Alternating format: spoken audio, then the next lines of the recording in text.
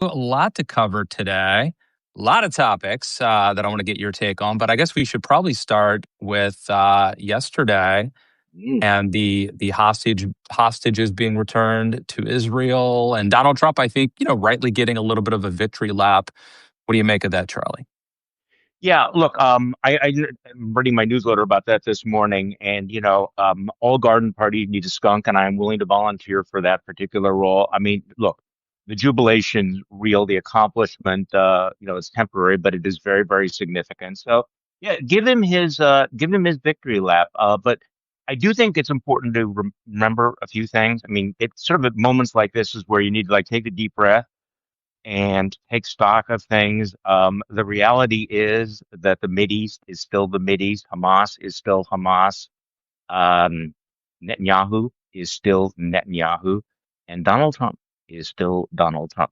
Let's not turn this victory lap into a international moment of amnesia where we forget who he is, what he's doing, and what he's capable of doing in the future. Look, this is a great day. I mean, you have to have a pretty hard heart not to be joyful about the hostages. And yeah, I mean, Trump did make it happen, but it is a ceasefire. It is not a peace deal.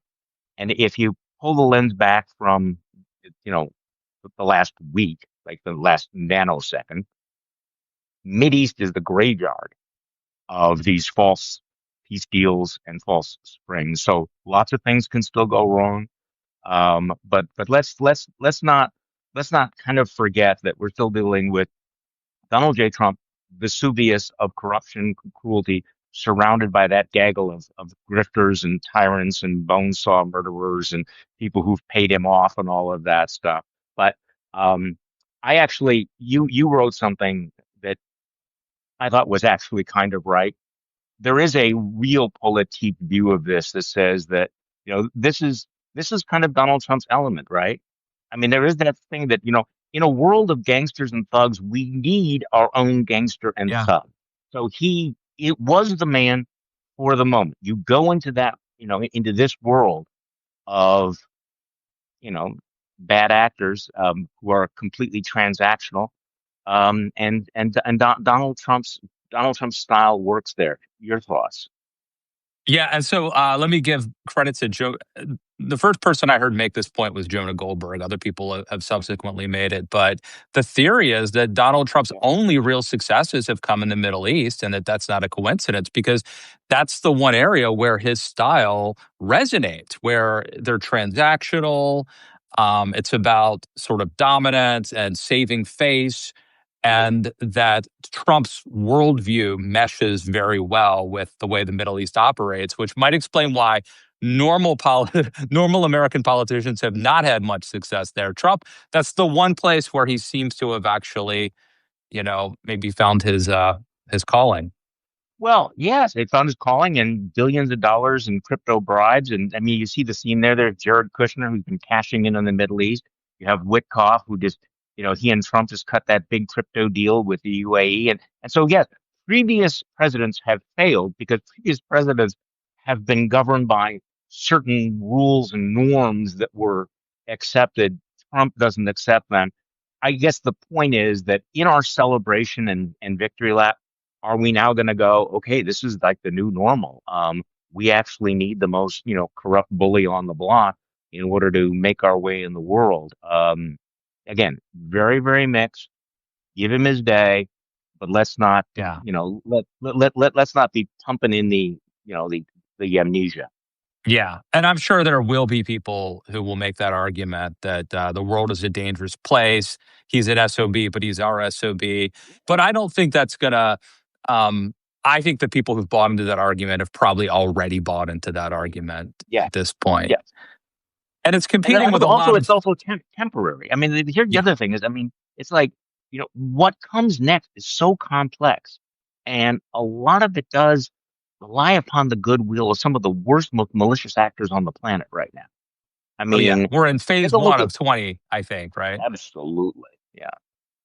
Phase But not one. only is not, I think you're totally right, Charlie, that this is just the beginning. And if history's taught us anything, it's that the Middle East is fraught with danger.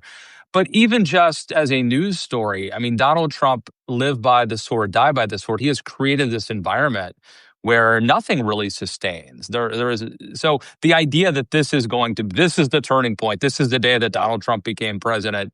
Mhm. I've got a stack of things that would that would undermine that premise. This is a great point. I mean, one of the great accomplishments of the Trump era, by the way, I'm doing the air quotes here, is our incredibly short attention span. Is that no news story, with the possible exception of the Epstein files, weirdly enough, will last for more than a week.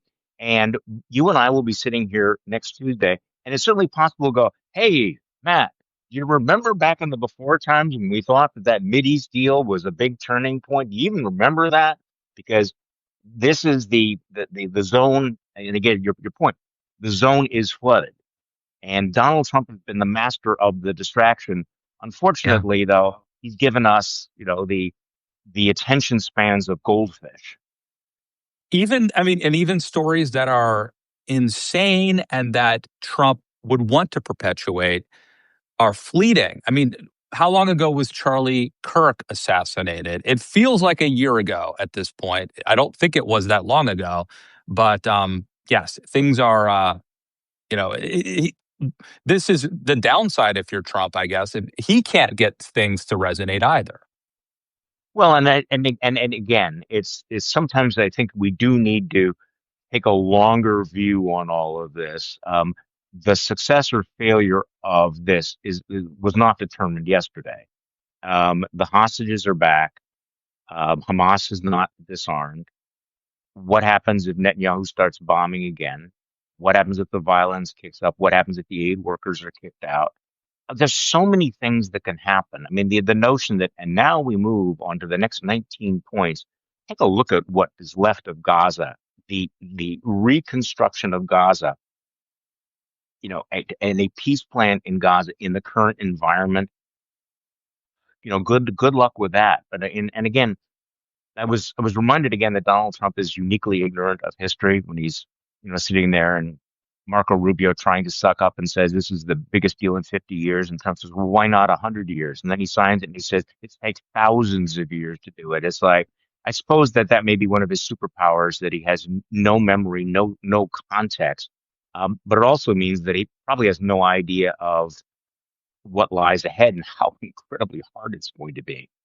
I And mean, meanwhile, you've the, got it feels like Charlie that the resistance is starting to gain some steam. I've got a bunch of stories we could talk about here. The Marjorie Taylor Green is sort of speaking out against MAGA, or not even MAGA, but against some of Trump's policies and decisions. You've got several airports refusing to play Kristi Noem's kind of propaganda video at good airports for where she them. blames Democrats for airport delays.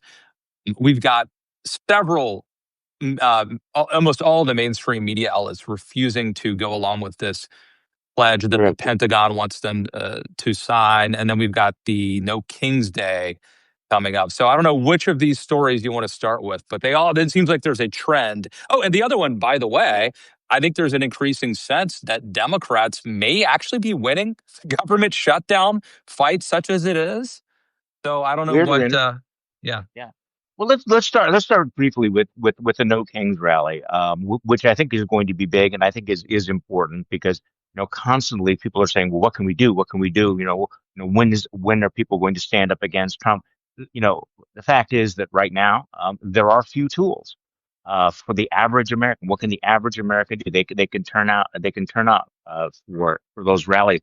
But what I'm struck by is this talking point that apparently is universally now accepted among Republicans, that they need to call this the Hate America rally, or that this is like Antifa somehow. I mean, Sean Duffy, who just, I'm sorry, reminds us, how profoundly stupid he is in a cabinet of stupid people, you know, talks about, who's funding this, and throwing in Antifa to all of this. Look, in an alternative universe, you'd say, you know what, this is what makes America great, is that we welcome we welcome dissent, we welcome peaceful protest. And by the way, is there anything more fundamentally, pro-American than saying no kings? Aren't we a Yeah. country founded, we are America, the United States of America, because we rejected kings. So this whole attempt to demonize it is, I think, politically stupid, but completely consistent with their attempts to delegitimize the opposition and perhaps provide a little bit of permission for a law enforcement crackdown. I'm hesitant to go too far on all of that. But if you convince millions of Americans that these rallies are hate America rallies or Antifa rallies, that does not seem to be a call for peaceful dissent or a disagreement, does it? No, I went to the last one in Shepherdstown, West Virginia, a little college town, the eastern panhandle of West Virginia, and it was there was a big turnout, but the vibe was like a 4th of July celebration or something. It felt very Really? American, very homespun, like Americana, very patriotic, very Yes. communal, not angry at all. Okay, so this is really an important point. And by the way, I'm going to show up this Saturday in Cedarburg, Wisconsin, with a group of people. And I think that the best way to counter this sort of Trumpian spin, which even Mike Johnson is doing, I mean, they've all been told call it the Hate America rally, which I think is just dumb, is bring lots of flags. I think the best And refutation. American flags. Oh Let's yeah, just oh say. yes, absolutely American, lots of American flag, because you know what? It's our fucking flag. It is not their flag. I think one of the things that we have to do is we have to take back patriotism. We have to take back love of country. We have to take back that flag. And I think the symbolism of people saying no kings, pro-American, anti-Trump, with American flag is the best refutation. It calls them out. So I hope and actually kind of expect that they will do that. Obviously, it's absolutely essential that they be nonviolent. But what we've seen increasingly has been a willingness on the part of the Trumpian agents to act as agent provocateurs, to actually seem like goading Yeah. people into. But as you point out, a lot of these are going to take place in small towns. Local police are not going to hassle them. But I do think these things are very important. And aside from embracing the American flag, which I think this is a patriotic thing to do, no kings, obviously. Um, there's been this other thing, Charlie, that's happened where we had this preacher in Chicago who was shot in the head with like a pepper ball. Mm. Mm. And the pictures, I think, are like iconic. And it makes me And wonder with that coupled with the Pope's recent comments, um, if there's a chance that there could also be a faith-based movement as well against what's happening, especially as it pertains to rounding up immigrants with ICE. So if you've you got know, the patriotic uh, element and then you've got a faith-based element, that becomes there's like you make a moral case of peaceful resistance. It's really interesting that you bring that up because right before we went on the air, I was reading an account of what the Pope has been saying. The American Pope, the Pope from Chicago. And I think this is still an undercovered story that you have the American Pope who is telling the bishops that they need to be more aggressive in standing up for migrants against ICE. He gave a talk about the importance of the free press yesterday. Talking about post-truth propaganda. This Pope is preparing to engage, is engaged, has already engaged, and will engage with the church. So you're making a really interesting point here. What if the face of the opposition are people wielding American flags and priests and nuns and people in the faith-based communities saying, no, I'm sorry, we're not only taking back patriotism, we're going to take back Christianity from you folks as well. Incredibly powerful. And by the way, let's go back to the 1960s civil rights movement. Really, that movement really was led by, men and women of faith, and it was tremendously powerful. The other points you made are also significant, and I think we ought to just give a shout out to the major media outlets that almost Yeah. as one I got a list said, here, Charlie. said no to Pete Hegseth's anti free press rules, and virtually every one of them said Yeah. no. The We are only not signing on. It's the Washington Post, New York Times, AP, CNN, Newsmax, even Newsmax said no. The Washington Times, NPR, The Atlantic, The Guardian, The Wall Street Journal, Reuters, Task and Purpose, Breaking Defense. I think the only one that we know of who has signed on to this is OAN Yeah, so what a far. surprise! That's a victory. That's a victory. And Charlie, let me add to Take your it. list Yeah, when it comes to you were talking about civil rights leaders in the 1960s who were like the Reverend Dr. Martin Luther King Jr., who I yeah. think were dominant. And there's a great book I would recommend, Malcolm Gladwell's David versus Goliath, has a whole chapter on the civil rights aspect of that. But don't forget Pope John Paul II stand up against communism Correct. and Yeah. summoning his platform and kind of making the moral case, going to his home country of Poland, um, and being kind of a beacon of hope and resistance there, and someone that was inspiring. I mean, I don't know where this is headed in America, but Well, when the Pope was elected, when Pope Leo was elected, I actually made that. I said, again, we don't know why the Cardinals chose him, but there are these pivotal moments in history. When Europe was on the brink, they elected the Polish Pope, who had a tremendous role in the end of the Cold War. Now America's on the brink, and we have an American Pope. So the history is very, very powerful in that respect. I didn't know you were obviously one step ahead of me once again, Charlie. No, it's one of those where look, I mean, the other history, of course, is Joseph Stalin, who once quipped, well, how many divisions does the Pope have? How many tanks does the Pope have? And I'm sure that they felt that way in the Kremlin when Pope John Paul II was elected. And I'm sure that the Stephen Millers of the world, had the same sort of sneering. And yet, every once in a while, history will rhyme, and will remind us that you can have moral leadership up against, what appears to be this unstoppable authoritarianism. But back to the media. This was an important moment given all the other capitulations of corporate media to have them stand together in rare solidarity. I will say this, the bar's pretty low, that they basically are not, that American news media refuses to be censored by the government. Okay, Mhm. pretty low. But in this current environment, in this particular time, it did feel like an inflection point. Now, what do you Yeah. make of Marjorie Taylor Green? Well, before we move there, I just want to also Oh, okay. kudos to these airports: Las Oh, yes, Vegas, I'm sorry. Harry Reid International, Portland International, Seattle Tacoma International, Yeah, Charlotte Douglas International, and three in New York for refusing to play Secretary of Homeland Security Kristi Noem, in which she blames Democrats for a federal shutdown. yeah. So I think that courage is contagious.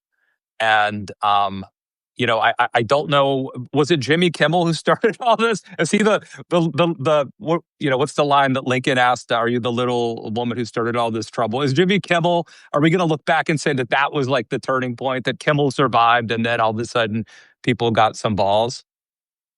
Boy, that's a really interesting question. Have you ever watched Jimmy Kimmel lately? Have you been watching his I monologues? hear him, no, but I hear his ratings and his views are Yeah, way up. well, you know what? Let me just recommend that if people, you can go back and watch them on YouTube. And I was just telling my wife the other day, what's really remarkable about Jimmy Kimmel is that he did stand that did feel like a turning point, and yet he is holding nothing back. I mean, if you go on a scale of 1 to 10, 10 dialing it up like I am not self-censoring myself in any way whatsoever. He's like at an 11 right now. So Good for I him. try to reverse engineer these things and think that when they put him on, did somebody from ABC or Disney say, "Now, Jimmy, we're gonna, give you your job back, give you your show back, but you kind of gotta dial it back. You kind of gotta hold back and everything." Well, if that conversation took place, he is not.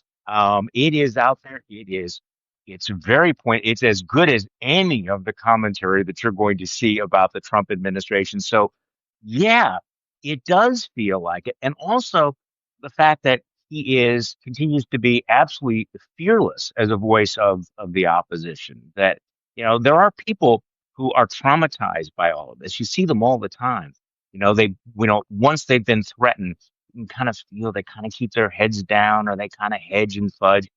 Not Jimmy Kimmel. So I do think that to your point about courage being contagious, this is what we've been lacking. We've been lacking that collective action. When people look around and go, shit, if the law firms and the billionaires aren't standing up, why would I stand up? On the other hand, now you start to say, wow, Jimmy Kimmel is doing it. The news media has finally found it's bearing. The airports are saying no. The Pope is saying no. Universities are now. Even Chuck Schumer is saying no. Oh God, yeah. You're not gonna make me say anything nice about Chuck Schumer, but yeah, even Chuck Schumer is saying no. So it feels like we'll see and that's why. And this is, by the way, is not my normal line. Normally, I kind of feel that the protests can be overhyped. I think that we can put too much significance.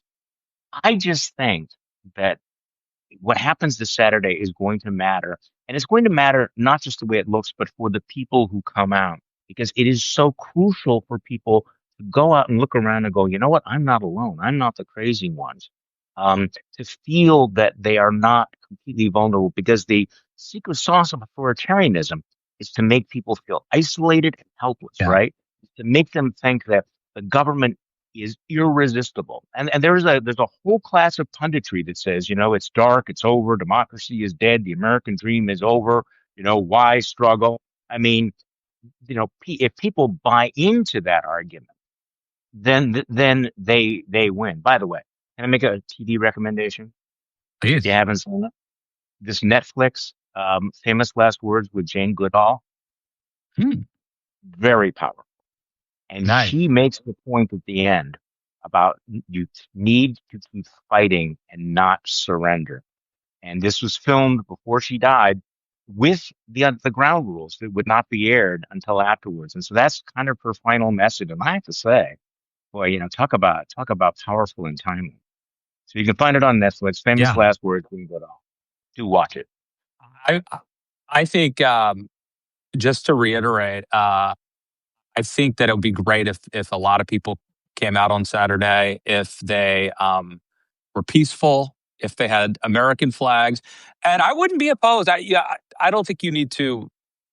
I wouldn't do this in any way that's inauthentic or sacrilegious. But if you feel so led Yeah. to have a Bible verse or some religious imagery that's authentically part of your message, that would probably be a good thing, I would think, as well, as part of making this Great. moral case, um, and not allowing MAGA to I love it. represent people who are protesting peacefully as radical leftist Antifa or whatever. No, hold up a picture of the Pope with what he said about the way migrants should be Yeah. treated.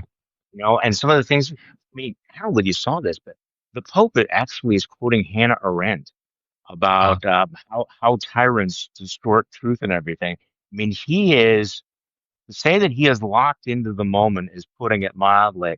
And again, I'm biased here because he's an American, but I find his language, the clarity of his language and what he is saying to be completely unambiguous.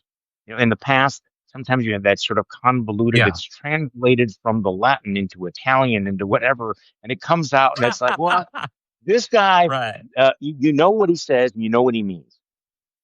Yeah, and I think, I mean, they hated Pope Francis. They called him a woke pope, but it sounds like Pope Leo has much more potential to kind of summon our better angels and the moral authority. That's the term. He has the moral authority. And so I would expect Trump, I'm surprised this hasn't happened more yet, and maybe I've just missed it, Mm, that Trump will go after him and attempt to of course. really.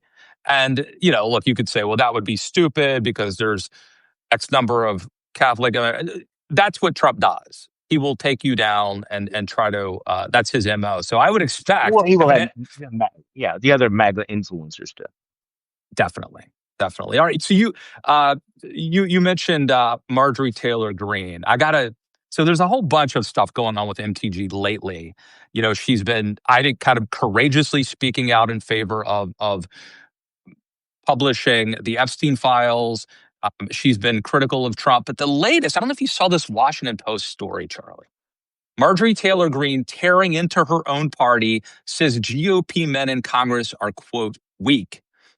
So let me just read you a little bit of this. Yeah, Whereas please. President Trump has a very strong and dominant style, he's not weak at all. A lot of the men here in the House are weak, Green said. There are a lot of weak Republican men, and they're more afraid of strong Republican women. So they always try to marginalize the strong Republican women that actually want to do something and actually want to achieve. Um, that this piece goes on to mention that MTG is pissed off because she was basically pushed out of the Senate race in Georgia. She Yeah, wanted to run against crucial thing. Ossoff. And then MTG is mentioning Elise Stefanik, who you may recall was slated to be the United Nations ambassador until uh, there was fear that her seat could go to a Democrat. And so they put Mike Walls in that. So MTG says, sounding like Gloria Steinem here, it was unbelievably insulting. I thought it was horrible. She slammed Johnson for giving Stefanik, who currently serves as chairwoman of the House Republican leadership, quote, some honorary bullshit role. He gets shafted. He gets rewarded, she said of Stefanik and Waltz.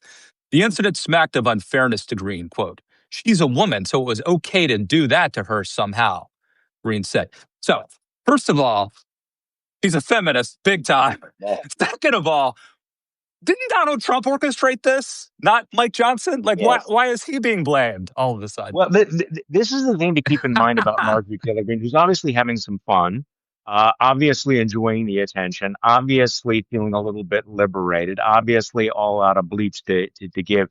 But in the MAGA dynamic, just note that she's not going after Trump. She's going after people around him. The only thing she's broken with Trump directly on is the Epstein file. That seems to have been her break the glass moment. That okay, I'm breaking with you on that. And then once you're kind of out of this, and some of us sort of remember that feeling. Once you're kind of the chrysalis has been broken, you look around going, this is bullshit too, or I disagree with that as Yeah. well. But everything she's saying though is consistent with really with MAGA based ideology, including frankly the Epstein files. And So the she's doing ACA yes, subsidies, which fits into, at least it fits into Steve Bannon's version of MAGA, which is let's be exactly. populist, let's reward our people with subsidies. Yes, and then that's why I think there's a really good chance that Trump will cave on all of that. Now the fiscal conservative Mike Johnson is still saying that that's a boondoggle, um, but that's not inconsistent with the Bannon MAGA thing. There's a lot of ego that's going on here. You can tell a lot of bruised feeling. It's certainly entertaining to watch, but again, deep breath. Let's just remember she's still Marjorie Taylor Greene. There's not a new Marjorie Taylor Greene. It's just that the guns are turned in a slightly different direction. Um, but her loyalty to Donald Trump is still intact. Most of her criticism, again, is not aimed at Yep. him. It's aimed, and that's permissible, in the Game of Thrones world of the Trump era. That you can there's a long list of things you can break with him on or break with his administration on. There are some lines you can't cross. The only one that she's close on is the Epstein files, because obviously, I mean, I continue to be amazed at how much political capital they are spending on them. Because I don't know, but what you think about this? I can't imagine there's anything in the Epstein files that MAGA is not going to find some way to rationalize or justify and stick with Donald Trump. I mean, they've swallowed so much so far. What do we think is possibly in those files that Donald Trump and Mike Johnson are thinking absolutely positively we cannot let those out? And I there's mean, even still Queen Madi's setting herself on fire. and there's still a Democratic congresswoman out there who was elected that they haven't sworn in, and she would be, I think, a deciding vote on whether to release them. And it's so curious, isn't it? Now, and Marjorie Taylor Greene called him out on this. I mean, now how long has it been? It's been like what, 3 weeks or something? I mean, there's nothing subtle about this. Mike Johnson is so desperate not to have a vote on this, and you know that he's getting tremendous pressure from the Trump White House. He also knows that if there is a vote on this, there's going to be a jailbreak. I mean, I don't know. I'm not a vote counter. There'll be a lot of Republicans that are going to do it, and that would be a deeply embarrassing moment. Now, of course, what they could just do is they could just release the files. Heavily, they could do that, right? Make it go away. But apparently that wouldn't make it go away. By the way, speaking of just bizarre performances involving the Epstein file, Pam Bondi seems to be on this downward spiral since the moment that she had to reverse herself on that. I mean, I know the MAGA loved her performance, loved her, screeching, insulting, you know, insult dog performance. Um, but this is a person who has, I mean, what was your reaction to her appearance in front of the Senate? Because, and again, this is the audience of one. It's Cash Yeah. Patel did the same sort of thing, but it's embarrassing. And plus these indictments that are coming down. I mean, she is just out there twisting in the wind, utterly exposed. Well, I found it hard to watch that hearing, Charlie, because I think it was sadly effective, and I think it's a sign that we have crossed into um, a new era, and it probably started. I think maybe it was. Trying to think of when this started. Was it so who was the Supreme Court justice who was accused Kavanaugh. of Kavanaugh, right? So he goes out in his hearing and he's got this moral indignation and he shows that he's a fighter. And I don't know if he's Andrew. innocent,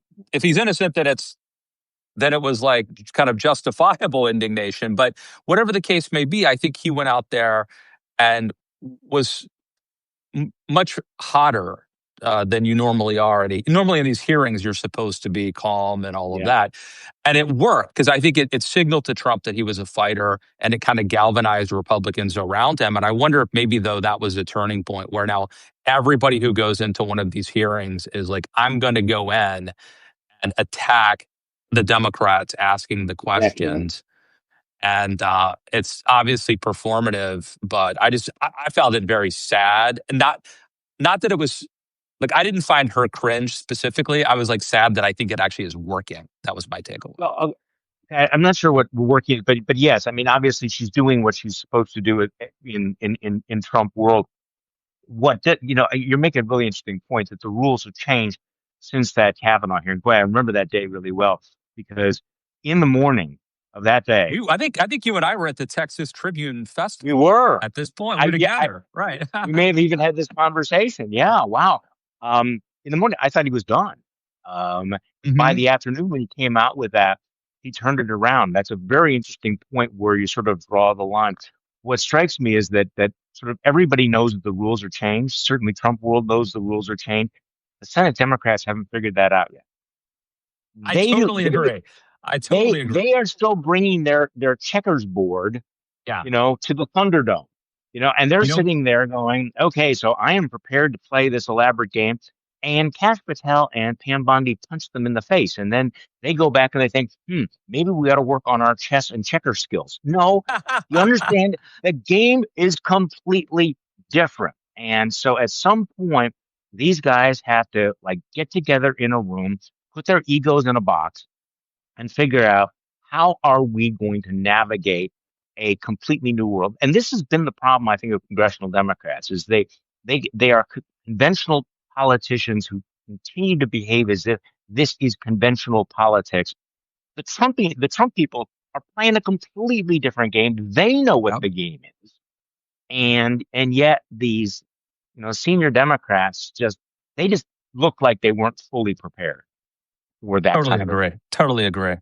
But Charlie, you know what the answer is? If Democrats are looking for someone who can butch up, who can go mano a mano and give people shit and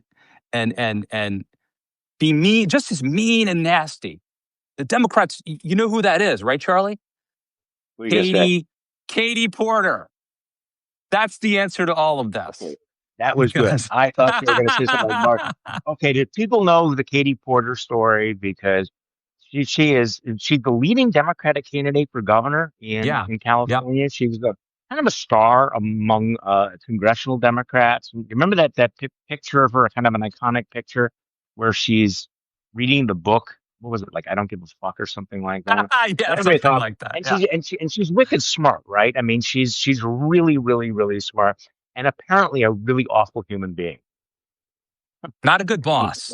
Not a good boss. not a Uh, good boss. And apparently feels that she can behave like that on camera. So why don't you tell yeah. the story because you probably All have a right. better. So, yeah, there's several data points here we need to talk about. First, Politico obtained a video reporter berating a staffer in 2021 for entering her live shot while she was recording a video with Jennifer Granholm. So somebody's walking behind her. I wouldn't even care. I'm like, it shows like I've got stuff happening. It's like an office, but she was like, get the F out of my shot. So very mean, sort of like Ari Gold from Entourage kind of stuff. Or actually, who was the senator who had to eat a salad with a comb? Oh, Do you remember that story? yeah. Well, okay, but that story, that incident would not have registered at all if it wasn't for the earlier CBS interview where she's Yeah. being asked pretty straightforward questions about California politics, and she goes off on, I mean, look, I mean, the fact that Trump and Vance and those guys can go off is one thing. She just went off on this reporter, and it was not a good look. Now, No. has she paid a political price? I mean, Well, let I, me and let me say it's also um, so this is a pattern now, right? There's a fact pattern here, yeah, and that's the and problem. It's a pattern. according to her husband, who filed a restraining order against her, that This, she would routinely call him an effing idiot, wouldn't let him have mhm. his cell phone because she said you're too effing dumb to operate it, and allegedly poured scalding mashed potatoes on him. This is her ex-husband. So we have multiple incidents. Some of it is caught on video now of her berating staff and being mean to people. Um, and I think now we have I don't know. I don't know if if she's going to fall in the polls, but what I can tell you is that I think the knives are out for her. I mean, it Oh, suggests yeah. to me that the call is coming from inside the house. These are former staffers who are they have the goods on her and they're leaking on her. And so what else might they have that has not yet been released? So, since I'm making television recommendations, last night I watched the new documentary about John Candy, which I would Yes, it all was on Amazon, strong, Amazon, right? Yeah. yeah, strongly recommend. And one of the ways they describe him is that John Candy was a kind person who always judged people by the way they treated, producers, staff, waiters and waitresses, because they were once poor, they were once hungry. And he made it a point to always treat people as well as possible. And he would judge other people by the way they treated them. And I apply that standard to Katie Porter that I mean, look, maybe in modern politics, personality, character does not matter for anyone. Consider the number of assholes we have in public life, but it was a tell, and I think that's what people saw, which is that this is just not a very nice person. Now, maybe again, maybe we don't want nice people. Maybe we don't want kind people. Maybe we don't want respectful people. I mean, look, JD Vance. Can we talk about now? Switch to JD Vance. Now, JD Vance. Did you see him with George Stephanopoulos? This is the Yes. vice president of the United States. First of all, what an outstanding interview by George Stephanopoulos. But I'm not going to imagine people saying, "Why are you, railing on Katie Porter when you have Cash Patel, total asshole, Pam Bondi, total asshole, JD Vance, total asshole, Donald Trump, need I say more?" Um, but can we just talk about that? That George Stephanopoulos, talk about another guy who's not holding back anything. I mean, that interview was kind of a masterclass. It was almost British journalist style of like, Yeah. I'm going to keep asking you this question. I'm going to give you the follow up. So for JD example, he Vance, would say idiot. Donald Yeah. Donald Trump says that Governor so and so should go to jail or should be arrested. Did you agree with Yeah. that? What has he done? And then following up is the key, right? You've got to ask that question Follow. Right. multiple times. And these hosts, as you know, Charlie, because you've done probably more Yeah. cable news than I have, um, there's a hesitancy because time on cable news, Time. time is not even cable news. This is network news too, but like Yes. time is of the essence. And so if you're a host, you've got a list of 20 questions to get through. And if you keep asking someone the same question that they keep not answering, it's seen as bad TV. People might turn the channel or you're not getting Yeah. Yeah. anywhere. But you've got to ask those follow-ups. That's key. And keep And asking. yeah, and JD Vance was just in complete denial, would not address the question of like, did Tom Homan take a $50,000 bribe? And he's pretending he doesn't. He's well, there's no evidence of it whatsoever. Excuse me, there's an FBI tape of him accepting it. So then the questions are, well, did he take the money? Did he not take the money? And JD Vance clearly either was not prepared or was counting on the fact that he could filibuster. And this is the superpower that politicians have over journalists. People think that, you know, they are the victims of an aggressive journalist. Actually, most guys like JD Vance know that if they can avoid the question for 2 or 3 beats, then everybody moves on. Stephanopoulos did not move on. So it was a bravura performance, I thought. But I would also say JD Vance is an incredibly skilled liar, skater. I think to you, I see you, wince there, and I think to you and me, we watch it and we're like, this guy's full of it. This guy's Yeah. a And phony. Wincy is skilled liar. Like it's an But I art form. wonder, Like it's a but figure I'll put it to skating. you this way: in terms of degree of difficulty, and I used to teach people. I literally, my job used to be training political candidates how to run for office, including how to communicate. And back then, um, what I would teach them is, figure out what issues you went on, what topics you went on. And so if they ask you about something like that you're not good at, they ask you a question about education, you say, that's a great question. We've got a plan that's coming out. But when I travel around, the moms and dads I talk to tell me the most important thing to them is crime. And that's why we're going Yeah. to focus on. So, like, we were changing the subject, but there was at least some, we were at least entertaining the original question. Yeah. Yeah. Um, and there was an element of truth to it. It wasn't complete lying and obfuscation, but like when I watch JD Vance, I'm actually kind of impressed because I literally couldn't. If I was a spokesman or a, paraclete or whatever, like I literally couldn't bring myself to do what he. So I'm kind of impressed. I'm more impressed than angry, actually. I work not to be impressed at violence. I think this is part of the. This is something that I think that we actually do need to talk about. And I think Matt, my personal advice is that the time when you were a flat guy, just take that off your resume. Just I mean, It's not on my resume. yeah, yeah. It should be like, truth teller, honest, handling your honest broker. I understand it's, but I think we need to understand the phrase skilled liar. Um, But it's and let me he has just say, let me say, no, I read a I book. get you. I get Well, your no, I point. read a book I'm way just back yeah. when about Mm. it was like Bill Press or someone like that wrote this book. It might have been Paul Bagalo. It was called like Spin. Was I think Yes. the name of the book? And they said in the book that it was like spin is not lying. It is putting your best face forward.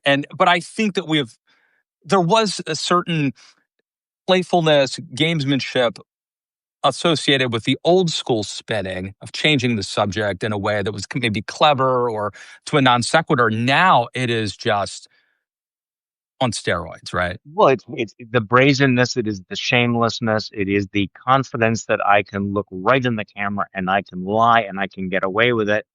I I guess I'm not going to be in the camp of going, wow, that was really brazen. That was the most audacious lie, but well done. Well, I'm not writing columns congratulating JD Vance on his, lying, but I will say I couldn't do it. I mean, I No, could I couldn't do it not either. do it. And No, and so you can. There's a certain grudging admiration for somebody that yes, can. No, I'm it's grudging, but impressive. not admiring.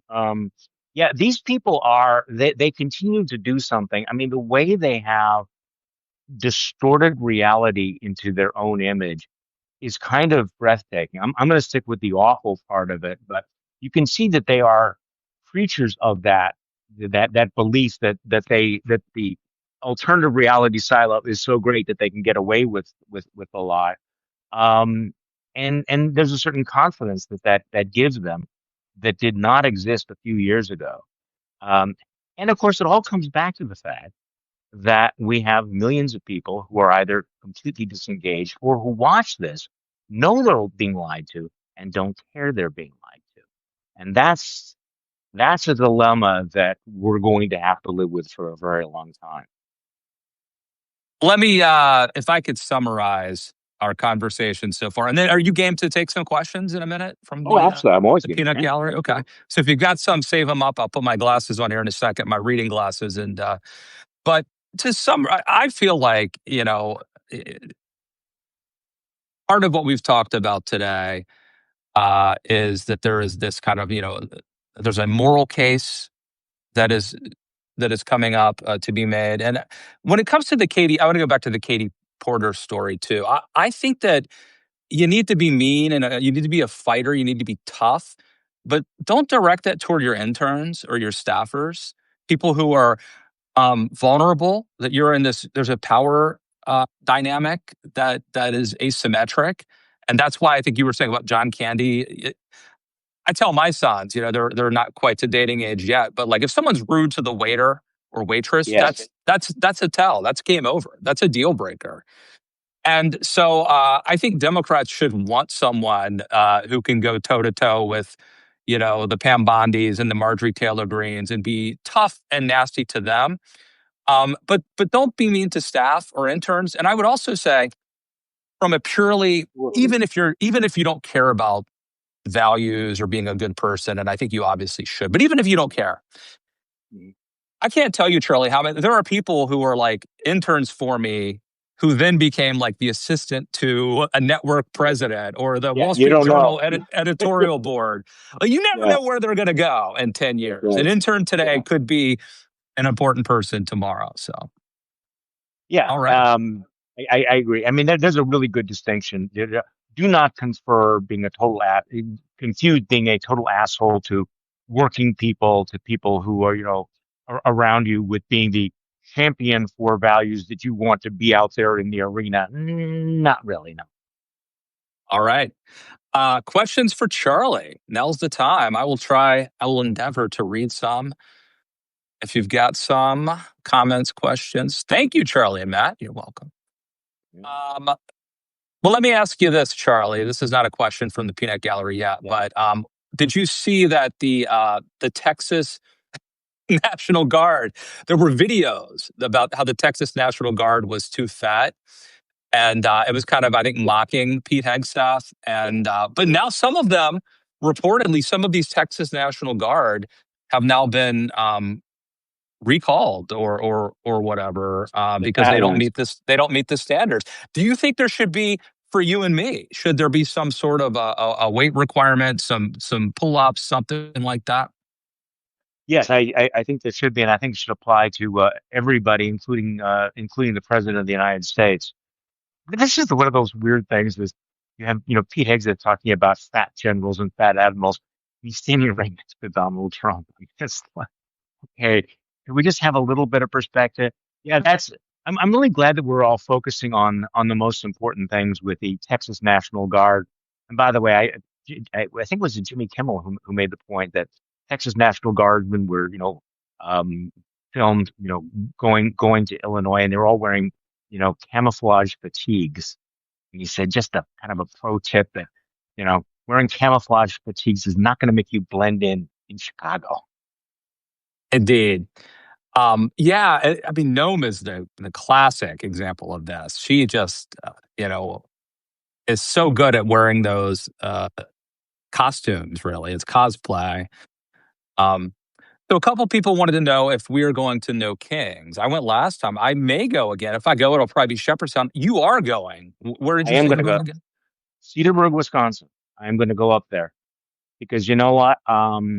It's like, people keep saying, what do you do? And so you and I do a lot of things. We do this, we write and everything. But sometimes I think we just need to go out. And quite frankly, one of the reasons I want to see the other people. I mean, I Yeah, think that's the crucial part. Who is the audience for this? I mean, all of America, but also the participants. The power of realizing you're not alone cannot be overstated. I have to say, I mean, in all honesty, and maybe this is my conservative background, I've never been a protester person. I've Don't either. always something about it always turned me off. But I went to that last one, and it wasn't angry at all. It was a communal, Yeah. like Americana thing, and it was kind of enjoyable. I don't know if it will be that way this time because things have happened. And I have to say too. I mean, I assume that some people may be afraid to go, Yeah. or that maybe I shouldn't even No, bring no, people can't. put that in the Okay, well, ether. You know, no, in the back of your mind, and this is one of those questions where you always ask yourself, what am I prepared to do? Um, this is kind of de minimis. I will say that going out in a crowd like this is out of my comfort zone because I am an only child who me spends too. almost all my time here in my basement doing stuff. So this is not something that comes naturally, you know. But it's also with the test, if everything was on the line, what would you be prepared to do to defend American freedom? And everybody has these bold things. I don't know, getting out of my house and driving up to Cedarburg and standing on the street corner is, I mean, it's not exactly like, getting off the landing ships at Normandy, right? I mean, come on. That's this is this is not the scariest thing that we're ever going to do. It's not the greatest, most courageous thing that we're ever going to do, but it is the necessary thing that we have to do. And I see a few people have pointed out that you and I are probably privileged to not be dragged away by. I mean, someone said I'm Yeah. brown, so if anybody has a right to be afraid, it's that person more than Okay. Matt Lewis. No, listen, that's a legitimate point, and I actually did my actual podcast with a reporter down in Chicago, and I found myself, saying, well, if I go down to Chicago, what am I going to see on the street? And we sort of got into this way. I can see people going to restaurants and everybody's walking around and everything. And then I thought, okay, wait. Um, we're ignoring the fact that there are thousands, if not millions, of people in this country right now who are afraid to go out, who are living in fear, who know that if they go to the store that they might be snatched, or if they go and they visit their mother, that that somebody might demand their papers. And in many ways, this is one of the biggest stories in the country right now, but it's virtually invisible because they're not going out. They are afraid to do that. We have people who are afraid of their government. And so, yeah, I think that's a legitimate point. Um, in fact, I don't find that a snarky point at all. That, Would you? Let me ask you this: we're, yeah, would you bring your kids if they were 10, 15 years yeah, old? absolutely. Okay, Yes. bring your kids, Yeah. bring your flag, bring your Bible. Uh, Bring your grandma. Bring your grandma. And someone, I saw a story just today. There was a person whose last name is Greeley who was apprehended by ICE despite the fact that this person had their papers, was adopted by, I guess, a white family. And so, yeah, it's crazy. There was a funny comment. We need all the humor we can get. We were talking about the National Guard and Pete Hegseth, and somebody referred to, quote, meal Team Six. Um, maybe we shouldn't fat shame the Okay, National Guard, but I found that funny. I'm going to say it. I'm going to cop to it. go for Um, it. Someone wanted to know what should Schumer do differently. I'm assuming this is about the shutdown. No, this is above my pay grade. I Schumer's main problem is that he's a poor communicator. And I think I was actually thinking about this the other day that, when we talked about was Biden a good president or was he not a good president? If you evaluate presidents, in 19th century terms or in terms of the number of bills they pass, pieces of legislation, I think you missed the point because the presidency is also the biggest bully pulpit in the world, and you have to be a communicator in this current environment. Chuck Schumer is a conventional politician who continues to practice conventional politics. And so it's not like I think Schumer should do X, Y, or Z. It's like I think sometimes the right man meets the moment, and sometimes no, it's not you. This is not. This Yeah. is about your moment. I did not disagree with Chuck Schumer's decision to keep the government open earlier this year. I actually very reluctantly thought he probably made the right decision. I think he's making the right decision right now. I still don't know what his exit strategy is on all of this. I wish it was somebody who I thought understood the moment more clearly and could communicate it more clearly. But I don't always get what I want. You know that feeling, Matt? I do all the time. Um, so someone said, put it simply, what should Schumer do differently? Retire. That sums up your comment. And someone said, step aside and let's like a Chris Murphy type. I don't know if he's the right man for the job either, but certainly a step in the right direction. Awesome. So, okay, I think the Peanut Gallery has alerted me that I will be going to a No Kings rally on Saturday. So let me just encourage you, cheer me on there. Follow me on Substack. Follow Charlie Sykes on Substack. If you're following me and you're not following him, what the hell's wrong with you? Charlie Sykes, final thoughts, man. Right.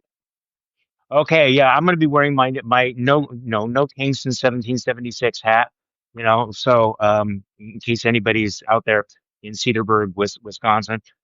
Actually, this was a surprisingly upbeat conversation that you and I had, thinking about taking back the flag, taking back patriotism, taking back faith, taking back Christianity, and what a peaceful resistance can look like. I am hoping there's a big turnout on Saturday, and I hope it is a dramatic and eloquent refutation of all this bullshit we're getting about, the hate America rallies and all of that. If people see Americans of all walks of life, with kids and baby strollers and American flags, all of that, I think that that'll be a reminder that, that we're not alone, and that these guys don't necessarily speak for America. I love it. I feel like there's a theme.